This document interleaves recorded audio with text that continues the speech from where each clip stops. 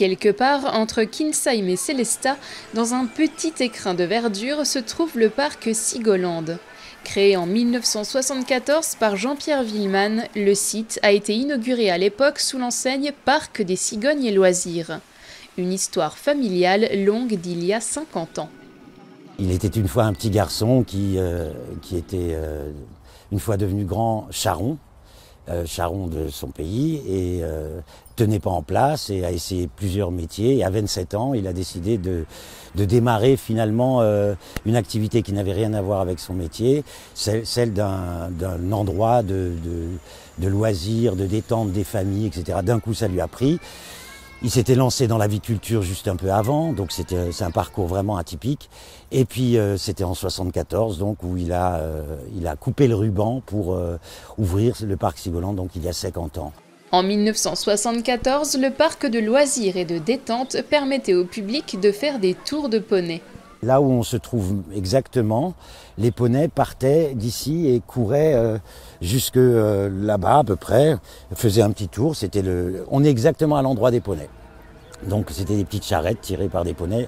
Beaucoup de gens s'en souviennent et après il y a eu bien sûr tout de suite des canardières, des endroits où les animaux commençaient à occuper le terrain un petit peu et les cigognes bien sûr, les cigognes étaient déjà là en 74 et tout de suite le parc a aussi embrayé un travail autour de la protection du repeuplement de la cigogne puisqu'en 74 on avait 9 couples de cigognes en Alsace, c'est très peu alors que pendant des siècles il y avait des milliers de cigognes comme aujourd'hui.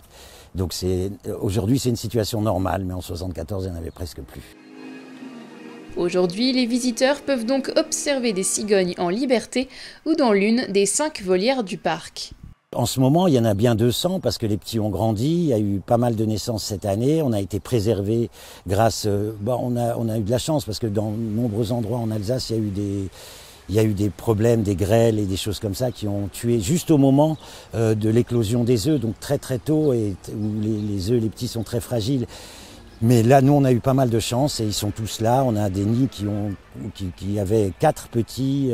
Enfin voilà, donc le parc, il y a au moins 200 cigognes aujourd'hui, au moins. Et bon, elles commencent à bouger, à partir, et puis une partie va rester, une partie va migrer vers l'Espagne, l'Afrique. Et de part et d'autre des cigognes, bien sûr, se trouve un petit train, une forêt enchantée, des vieux tacos ou encore des canards géants. Autant d'attractions qui font briller les yeux des enfants et leur laissent des souvenirs impérissables.